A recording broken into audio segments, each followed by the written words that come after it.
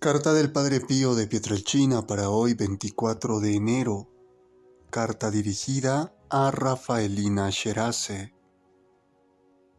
El apóstol se alegra al pensar que por nada será confundido y que de ningún modo descuidará su deber de apóstol de Jesucristo.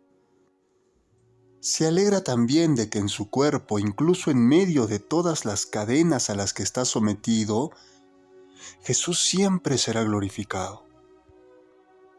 Si vive, exaltará a Jesucristo por medio de su vida y de su predicación, también estando en cárcel, como ya lo había hecho hasta ahora, predicando a Jesucristo, a los del pretorio.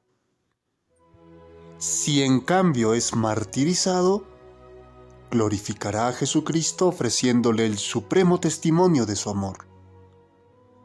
Por tanto, declara abiertamente que su vivir es Cristo, que es para él como el alma y el centro de toda su vida, el motor de todas sus acciones, la meta de todas sus aspiraciones. Y después de haber dicho que su vida es Jesucristo, añade también que su morir es una ganancia para él, porque con su martirio dará a Jesús testimonio solemne de su amor. Seguirá y conseguirá que su unión con Jesús sea más irrompible y aumentará también la gloria que le espera. ¿Qué dices, Rafaelina, de este modo de hablar? Las almas mundanas, al no tener ningún conocimiento de gustos sobrenaturales y celestiales, al oír semejante lenguaje, se ríen y tienen razón. Porque el hombre animal, dice el Espíritu Santo, no percibe las cosas que son de Dios. Ellas, pobrecillas, que no tienen otros gustos que no sean de barro y de tierra, no pueden hacerse una idea de la felicidad que las almas espirituales dicen experimentar al padecer y morir por Jesucristo. Oh, cuánto mejor para ellas si en lugar de maravillarse y de reírse, reconocieran su culpa y admiraran al menos, en silencioso respeto, la entrega afectuosa de estas almas que tienen un corazón tan encendido en amor divino.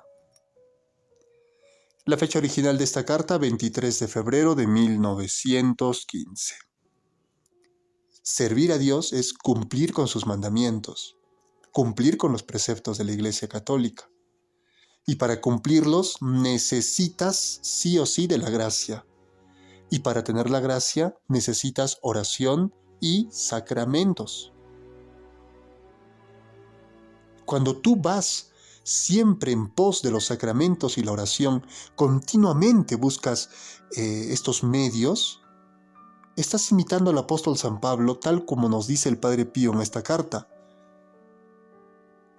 El Divino Maestro se convierte en el motor de tus acciones. Eso es sacramento.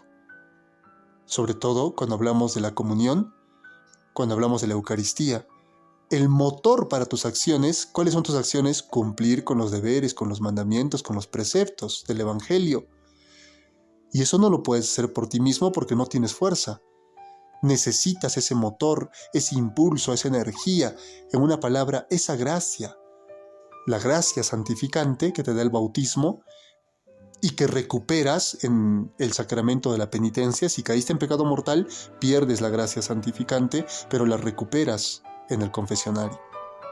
Pero también la gracia operante, que te hace crecer cada vez más en actos de amor. Cristo por eso mismo es alimento. Y te alimenta para que tú, cumpliendo los mandamientos y los deberes, conozcas más a Dios, lo ames más y te entregues más a Él. Eso es servir a Dios. Cuando nosotros no buscamos eso, estamos entonces con aquellas almas que, como dice el Padre Pío, representan al hombre animal que no percibe las cosas divinas. Y por lo tanto, al no tener a un Dios, no buscarlo, no entenderlo, no les queda más que buscar los gustos de barro y de tierra. Y esas personas no son los ateos solamente, sino que también muchos católicos que no conocen a Dios porque no lo buscan, porque no cumplen sus mandamientos, porque no se esmeran, porque no se preparan dignamente para recibir los sacramentos. Y por lo tanto, se inventan un Dios de barro y de tierra. Eso es idolatría. Idolatría no es solamente hacer estatuas. Idolatría es inventarte un Dios de barro y de tierra. ¿Qué significa eso? El Padre Pío dice aquí, los gustos, o sea, un Dios a tu gusto, a tu modo, a tu, digamos, según tu interés y tu capricho. Y esto es lo que más abunda. No podemos decir ahora que hay más ateísmo en el mundo. No es cierto. Está creciendo el número de personas que creen en Dios. Pero no importa que una persona crea en Dios, ese no es el objetivo, porque muchos creen en Dios, pero a su manera, según sus gustos, según sus intereses. Y por lo tanto, no hay una verdadera fe y no hay un verdadero acercamiento a Dios, sino más bien hay idolatría. Vivimos en unos tiempos de la máxima idolatría. Y esa idolatría no está fuera de la iglesia solamente, también está dentro. Y es fácil darte cuenta. Si tú hablas con una persona católico, incluso comulga, va a misa todos los días, pero es una persona que te puede decir, por ejemplo, sí, yo creo en Dios y es tan bueno que no creo que haya un infierno. ¿Te das cuenta? Es un Dios que él se lo ha inventado a su gusto, a su conveniencia. Si otra persona te dirá, sí, yo creo en Dios, pero bueno, yo creo que es un Dios muy misericordioso que no le importan nuestros pecados. Es un